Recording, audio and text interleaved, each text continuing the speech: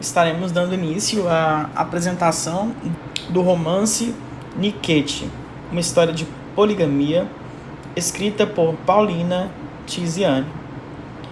Essa apresentação será feita por mim, Douglas Lacerda, e pelo Ronaldo Cândido, ambos alunos de literaturas africanas do Instituto Federal do Tocantins, sendo dirigido essa disciplina pela professora doutora Fernanda Neves. Então vamos lá descobrir um pouco mais sobre essa obra, sobre essa escritora. A Paulina Tiziane, ela é uma escritora moçambicana renomada. Ela é conhecida por conta das suas contribuições significativas à literatura africana. Ela se destaca muito na literatura africana. Ela nasceu em 1948 em Moçambique e é uma das primeiras mulheres a publicar um romance em língua portuguesa no seu país. Apesar de Moçambique ser um país africano de língua oficial portuguesa, existem muitos dialetos, existem outras línguas no país, muitas outras línguas no país, e o português ele é muito elitizado. Mas essa escritora, ela foi uma das primeiras mulheres que publicou um romance em língua portuguesa. Então isso é algo muito significativo em Moçambique e também em toda a comunidade de países falantes da língua portuguesa. O seu trabalho ela explora temas como a opressão, a identidade e a luta das mulheres em Moçambique, muitas vezes através de um olhar, de uma perspectiva feminista, da perspectiva do empoderamento da mulher e do seu local de espaço, de fala, de ação e de direito. Entre suas obras mais conhecidas, nós podemos destacar Niket, uma história de poligamia. Tiziane ela é celebrada por sua habilidade em mesclar a tradição oral africana com narrativa contemporânea. Então esse é o grande diferencial. Esses são os grandes diferenciais dessa escritora. A gente sabe, né, que a literatura africana ela é muito pautada na oralidade, e Tiziane vem aí mesclando essa oralidade com o contemporâneo. Então isso é muito interessante. E agora nós vamos convidar o Ronaldo para falar um pouco sobre o enredo para nós. Olá, eu, Ronaldo e Douglas, a gente vai falar sobre o livro de Paulina Tiziane. Então, eu vou começar aqui a partir do enredo, porque seria interessante entender como é que funciona a história, como é que passa a história, o porquê da história, para depois saber o que ocorreu, como ocorreu, tudo que vem por trás de tudo isso que vem partindo do enredo. Vamos tratar de traições, mudanças, ódio, desespero e essas coisas. Paulina, no caso, já começa o enredo trazendo assim, a protagonista Rami como esposa e mulher do comandante da polícia, que no caso se chama Tony, que é o marido. Rami descobre que Tony tem uma outra mulher. Essa outra mulher se chama Julieta, a segunda esposa de Tony. É a partir daí que toda a história vai se desembaranar, por todo o conteúdo do livro. Então o que que diz? Vou ter anotação aqui. A cena inicial do livro, ele vai começar com o filho do casal quebrando o vidro de um carro. Até aí tudo bem, mas assim, a dúvida, o que tem na cabeça da Rami é a lógica de que se eu tenho um marido em casa, se eu tenho um patriarca em casa, por que que ele não tá ali para dar o apoio, para dar, vamos dizer, a lição por o filho ter quebrado o vidro do carro? E aí é a partir disso que Rami busca se perguntar: o que é que o marido está fazendo? Onde é que está o marido nas horas que ela mais precisa? Ela se indaga a ser bonita, a ser inteligente. E é assim que Paulina descreve Rami, a protagonista, como uma mulher bela, inteligente, linda. E aí Rami tem consigo, em todo o decorrer do livro, ela tem consigo um espelho, que lembra até Branca de Neve. Um espelho que responde tudo o que ela pergunta. E aí ela chega pra... eu até acho que esse espelho vem a trabalhar mais como intuição, como resposta da intuição dela. Mas pela linguagem, pelo que Paulina tenta trazer, eu digo que não seria somente a intuição, seria verdadeiramente o espelho fala com ela. Então, o que eu marquei aqui? ela conversa com o espelho vai e fala a vida, e se pergunta o que o espelho nunca falou. Eu marquei essa cena porque eu achei muito interessante. Vem Rami pergunta pro espelho, por que é?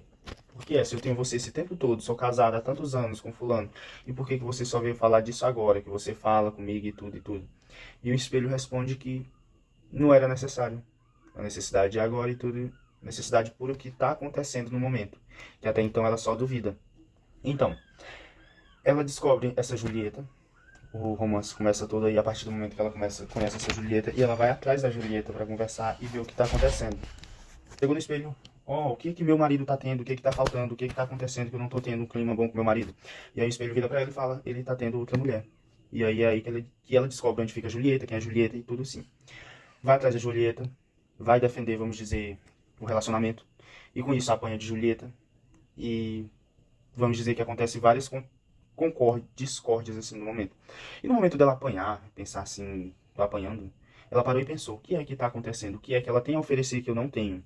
E é nesse momento que ela vê que todas as proibições que um dia Tony fez pra ela, proibições dela com o corpo dela, de cabelo, de unha, de corpo, de roupa, essas coisas, tudo que proibia ela, Julieta trazia em si. E ele, digamos que gostava na outra esposa, mas não gostava na amante, mas não gostava na esposa. Então, aí eu trago anotado aqui que trazíamos contradições, essa parte. Aí logo vem a Julieta, que vem com Tony, e o que que acontece? Julieta, Tony estão juntos. E aí, o que acontece é que Rami, desculpa aí, tá tentando lembrar o nome dela. Rami volta em casa e a primeira coisa, depois de apanhada, esculachada, perdido o marido, chega pro espelho e pergunta: o que tá acontecendo? O que é que tá havendo para que seja ela trocada por uma pessoa, vamos dizer, qualquer? Uma pessoa que não tem nada a ver com a relação. Então o espelho fala para ela que é uma coisa que ela deve buscar, alguma coisa que ela tá fazendo, alguma coisa que não tá dando certo. Então que ela buscasse ajuda. Então com isso ela vai e busca aula de educação sexual. Busca conselhos. E aí ela tem uma professora que a professora diz para ela o seguinte: o corpo dela é lindo, ela é linda. Então por que que ela não se produz, digamos assim? Por que que ela não usa joias? Por que que ela não usa roupas bonitas? Por que que ela não usa... Gente, como fala? Por que que ela não muda o hábito dela? E aí ela se pergunta, se o que tinha na outra é o que tá faltando, então ela vai fazer do mesmo modo. Então ela faz tudo. E vê que tudo isso não mudou em nada. Nunca... O problema não seria esse. Então, ela pensa o que fazer depois disso, sendo que a conselheira amorosa me disse isso e não deu certo. Aí, o que ela busca? Eu vou no espelho ver o que que aconteceu. Alguma coisa está acontecendo. Espelho, eu fiz o que você falou, fui atrás de uma conselheira. A conselheira me passou conselhos, eu segui esses conselhos e nada deu certo. O espelho diz o quê? Porque você está cega. O problema não é essa esposa que ele está tendo. O problema não é Julieta. O problema é outra esposa que ele está tendo, Luísa. E aí vamos entrar na terceira esposa que tem Tony. Então, o que ela faz? Vai buscar essa terceira esposa, apanha de novo, leva outra surra. E tudo que ela fez com a primeira, ela fez com a segunda. O que é que tem nela que não tem em mim? O que é que tá faltando em mim que tá completando meu marido nela? E aí, nesse momento, um trecho muito interessante que eu encontrei. Com a Luísa, eles chegaram a brigar, elas chegaram a brigar, foram parar na delegacia. E aí, presas lá, de observação policial. E aí Luísa vai perguntar, o que é que tá acontecendo? Por que você tá com meu marido? O que que é que ele te dá? O que que você proporciona a ele? Aí ela fala pra ele, nada. Tanto que, digamos, de um tempo longo, o mínimo é o que ele fica com ela.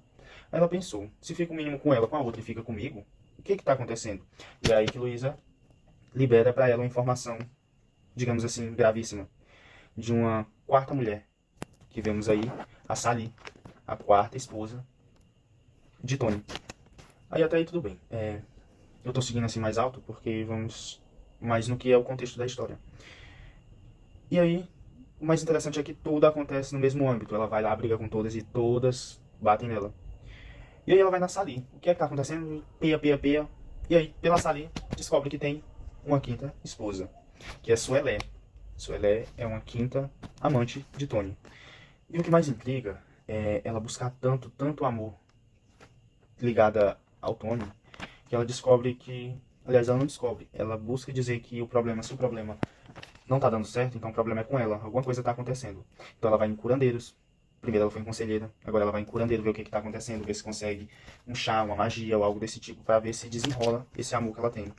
E aí, ela... O curandeiro chega e fala, você tem que fazer uma tatuagem, não sei o que, vamos fazer uma tatuagem, etc, etc.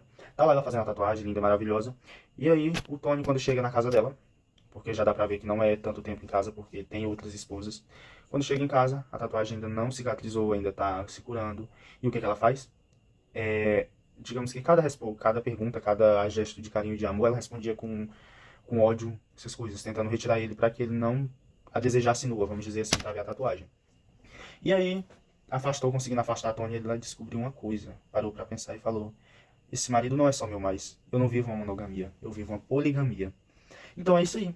Então faz de tudo para ter seu marido de volta para si. Mas nesse momento foi, digamos que uma aceitação assim básica, não totalmente, mas assim um básico da aceitação de que ela não vivia mais um amor solo com o esposo, com o marido, e sim uma poligamia.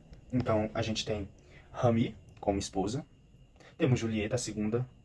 No caso todas seriam amantes, mas durante a aceitação todas seriam esposas. Por quê? Porque todas elas tinham filhos com ele.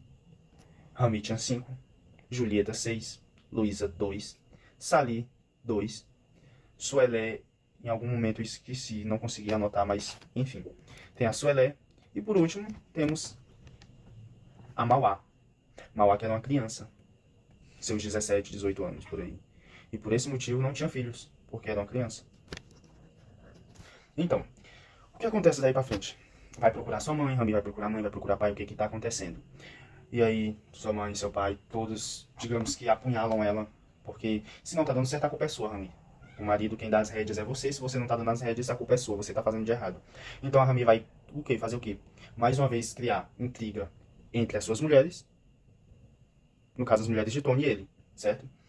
Aí o que acontece? A mãe de Tony, por saber disso, por fazer toda essa magoação, etc, etc, chama Rami pra conversar. Rami, tá acontecendo isso, isso e isso, meu filho não tá bem, alguma coisa tá acontecendo. E é normal um homem ter várias mulheres, é normal ele querer se deitar com outras. E aí o que acontece durante tudo isso é que a família todinha meio que vai contra Rami e defende todo o posicionamento do Tony, Antônio Tomás, que é o caso do nome dele. E é isso. Então vamos seguindo. Então, o clímax, eu acho que a história, o ápice, chega agora. Não é nem a descoberta de todas as amantes. É o momento que ela diz assim, tá bom, são esposas dele, tem filhos dele, tá tudo bem. Então, vou ajudar todas vocês a crescerem. Rami começa a emprestar dinheiro pra Julieta, pra Sali, pra Luzia.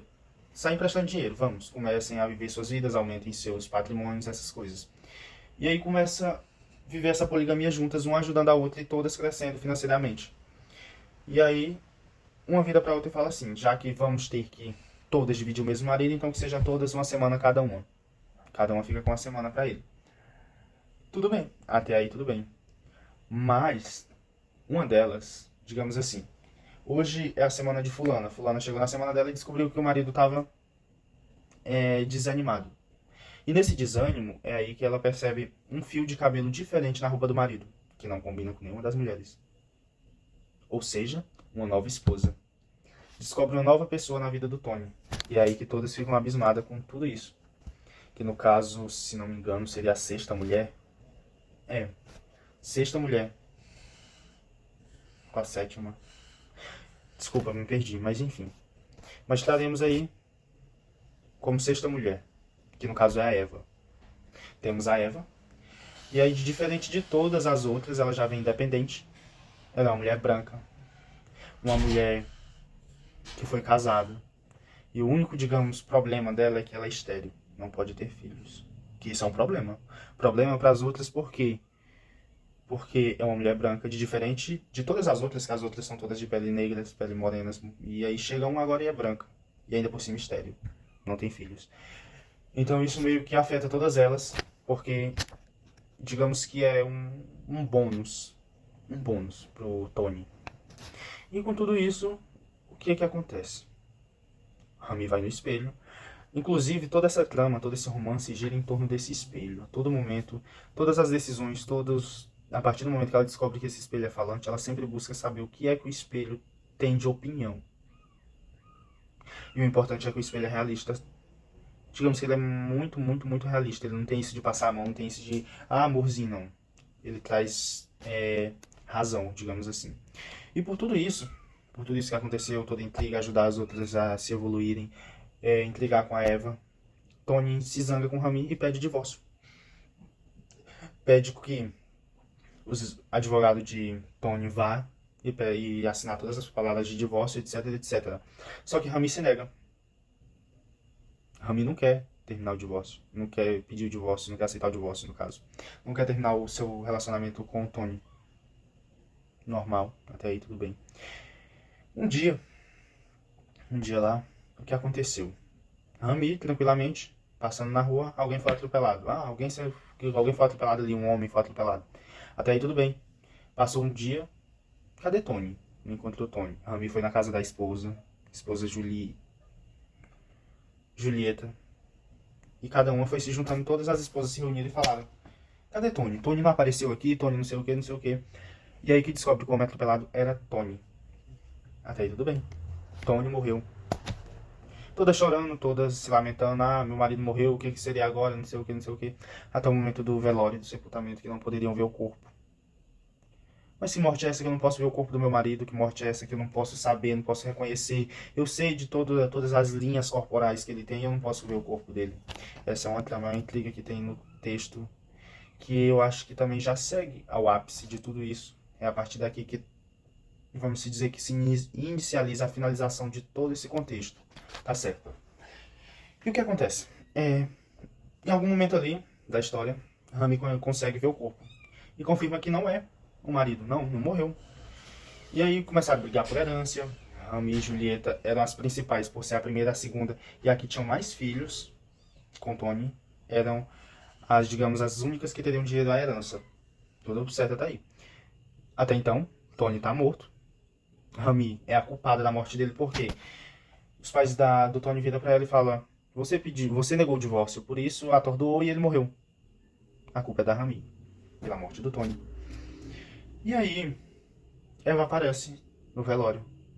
Inclusive, Eva que pagou, digamos assim, o caixão, foi um alicerce ali naquele momento de luto. E aí Eva aparece no velório.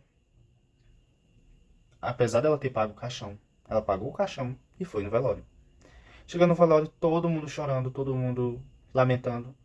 E aí Eva vira pra Rami e fala: morto? Não. Ele tá de férias em Paris.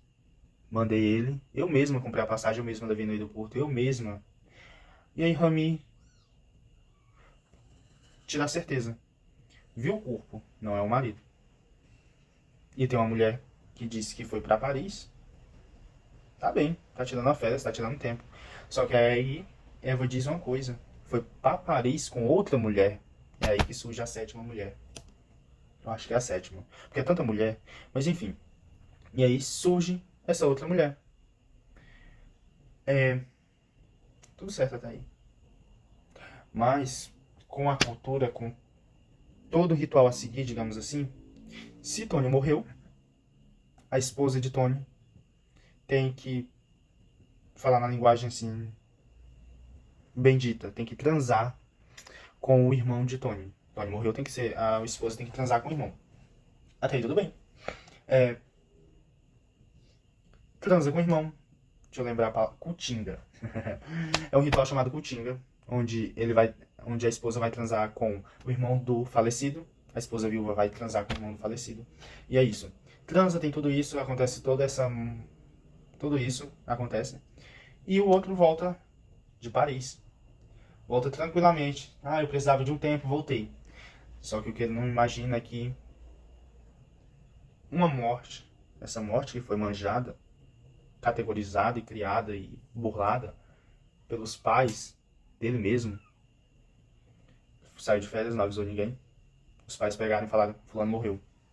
E fizeram todo um ritual que não poderia ser desfeito. Rami transa com o irmão. E aí ele volta. O que é que tá acontecendo? O que é que tá acontecendo que eu não tô sabendo? Então é aí que tá. O marido volta sem saber de nada e se sentindo traído, porque transou com o irmão. A mulher transou com o irmão. E é claro, Tony pede perdão. E é nesse momento em que, digamos que elas se vingam, porque não quer saber do perdão dele, em momento algum. E aceitam a volta. Mas aí tem um problema. Eu vou aceitar voltar contigo, Tony. Mas eu só volto contigo se as outras duas voltarem. Quem são as duas? A Eva e a Gabi. Quem é a Gabi? Gabi é a que foi pra Paris com ele. Então teríamos quem? Rami, Julieta, Luísa, Sali, Suelé, Mauá, Eva e Gabi. Seriam 8. Mas ele diz não. Eva é somente uma amiga. Ela é empoderada. Ela tem emprego. Ela não precisa de mim, ela não precisa do meu dinheiro. Porque até então ele se perguntava, se eu não puder bancar, se eu não puder dar meu dinheiro, se eu não puder que elas dependam de mim, então eu não preciso delas, porque elas precisam dessa dependência. E a partir do momento em que uma delas não é dependente, ela vira amiga e não esposa. Certo? Então vamos o quê? Rami não quer mais o Tony, faz reunião e diz isso. Faz reunião com todas as suas mulheres. Gente, perdão. Escrevi Suelé, mas não é Suelé. Não, é Suelé mesmo, eu tô confundindo. Mas enfim, faz uma reunião e diz o seguinte. Se ele tá buscando isso em você, isso nele, isso em mim, então vamos buscar isso numa só pessoa. Rami não quer mais ele. Luísa tá se casando com outro irmão, acho que Vitor, com outro irmão de Tony. As outras mulheres estão se casando e estão se mudando, mas não querem deixar ele só. Então, elas vão casar Tony com a mulher que elas escolher. Saíram, viajaram e encontraram Saluá, desculpa. Encontraram Saluá, uma mulher de 18 anos, nova, como ele gosta, de pele branca, de características e fatores e, digamos, valores das quais todas as outras tinham. Ou seja, juntaram todas as mulheres e colocaram em uma só e ofereceram, pega, Tony. E Tony, não, eu não quero elas, eu quero vocês.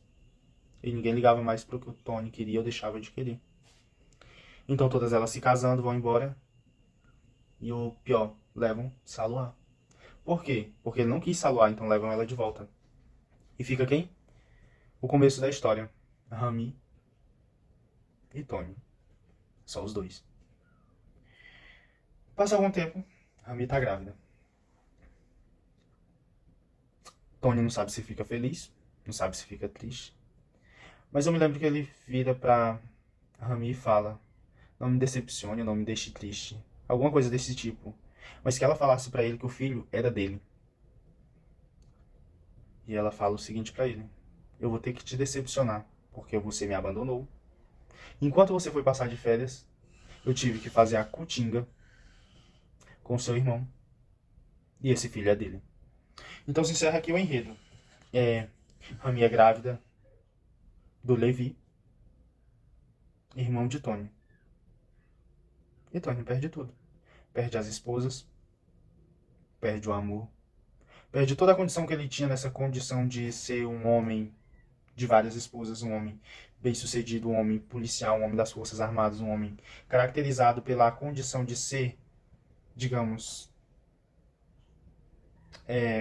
autoritário. Então ele perde tudo isso, porque todas as suas esposas não tiram isso dele. Uma coisa que ele poderia ter em uma só, que procurou buscar em todas as outras e mesmo assim perdeu tudo. Então o enredo se encerra dessa maneira.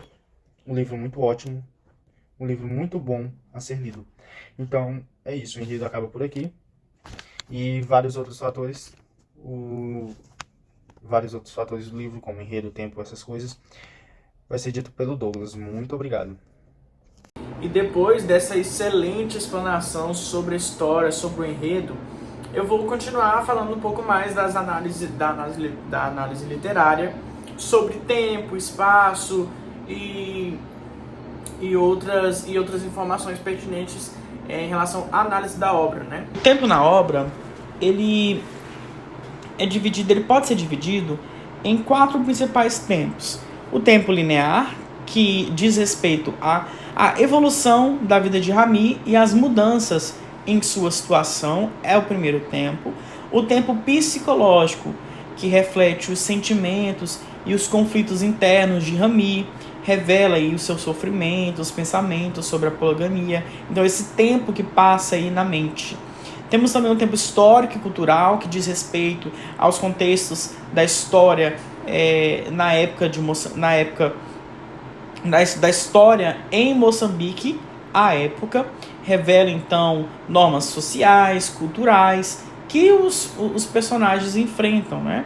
Temos também o tempo relacional, que destaca as interações entre Rami, o seu marido, as suas co-esposas, mostrando, então, as tensões familiares, né, no contexto familiar. Temos ainda o espaço e o ambiente. Acerca do espaço, nós podemos destacar o espaço doméstico. O espaço doméstico, ele remete ao ambiente familiar, que é onde passa a maior parte da trama. Em um ambiente familiar, em uma casa, em um ambiente doméstico, um espaço doméstico, ambiente familiar. Temos ainda o espaço e o ambiente sociocultural, que reflete a sociedade da época, a sociedade do país e também a sua cultura. Ainda temos o espaço interior, que reflete um ambiente psicológico, um ambiente mais interno da personagem. Porque o livro é contado através da perspectiva de uma personagem, que é a protagonista. Então, esse espaço é um espaço interior dela, é o seu ambiente psicológico. E, por fim, o espaço e o ambiente de conflito, que são onde acontecem os principais conflitos da trama, que geralmente são em casa, o próprio conflito interno. Então, a obra é dividida com esses espaços e ambiente. Interessante pensar sobre isso. O narrador é Rami, que é a protagonista. A história é contada em primeira pessoa e o narrador personagem, porque a Rami, ela é uma personagem e ela conta a história. Então a gente é convidado a sentir a história, a perceber a história, os seus sentimentos, através de um olhar subjetivo, de um olhar personalíssimo, através da própria voz da Rami. Então isso faz com que nós possamos compreender melhor as complexidades dela, compreender as suas lutas e também criticar, né, trazer uma reflexão à prática da poligamia na sociedade moçambicana. Por fim, chegamos à conclusão. Concluímos, então, ou consideramos, no caso, que Nikete, essa obra ela revela a complexidade das relações familiares em um contexto específico, que é o contexto da poligamia, explorando a luta interna da protagonista e fazendo uma crítica social ao papel da mulher, às relações conjugais, sobretudo específico de Moçambique, mas também não apenas nas fronteiras moçambicanas, mas em todo o espaço que a literatura atinge.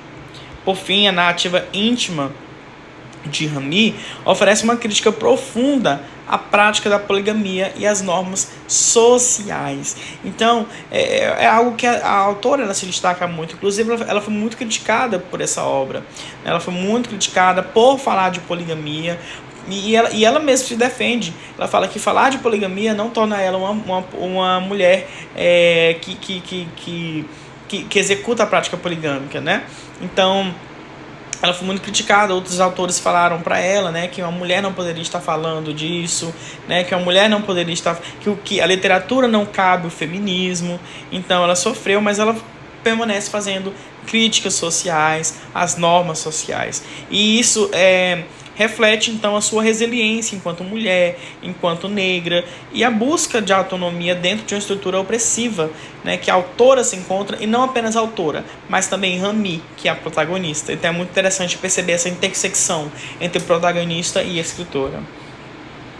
E aqui nós trazemos as duas principais referências para além da obra, que é a referência de Júlia Gonçalves, a poligamia é a mulher em Nikete, e aí os estudos, né, a investigação da Ana Maria, a análise literária, né, também da Ana Maria Pinto, a construção da identidade feminina em Nikete, né, uma história de poligamia. É a primeira obra da revista Literatura e Sociedade, volume 22, e a segunda obra da Revista Brasileira de Literatura Comparada, volume 15.